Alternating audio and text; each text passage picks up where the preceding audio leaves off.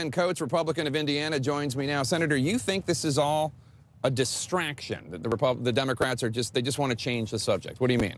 Well, if I were a Democrat knowing 2 weeks of going back home in front of the people, I'm not sure they're going to think that the constituents are going to be asking about judge nominations. They're going to be asking an awful lot about Obamacare. But I don't think this changes that. People are still going to be asking about it. I don't think it does either, but I think they're desperate for something.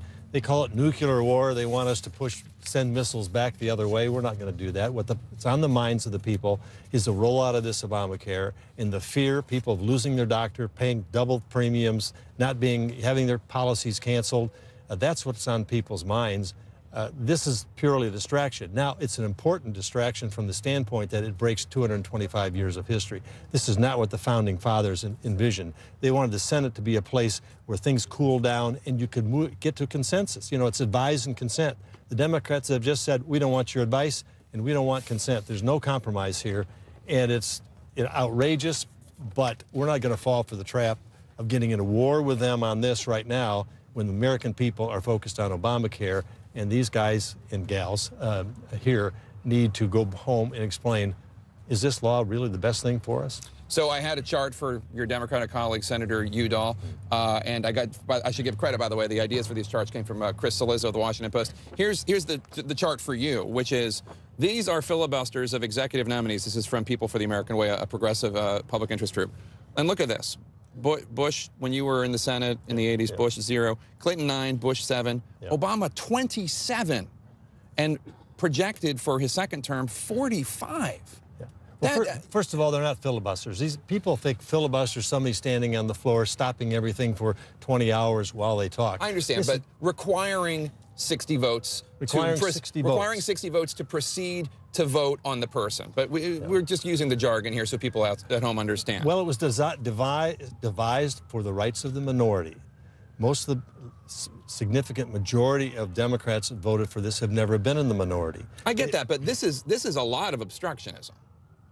A lot of blocking of nominees. There have been 215 judicial appointments brought before the Senate. Only 2 of those have been denied by Republicans. This is all about nothing. I don't know why they're doing this except to shove it down our throat, just like they did Obamacare in 2009, 2010. Stick it down your throat. We got the power. You have nothing to say about it. Take it. Live with it. You were ambassador to Germany in 2005, so I didn't have one of these nifty little clips of you saying the exact opposite. But will you commit right now that if the Republicans take back the Senate, you will return things to the way they were a day ago?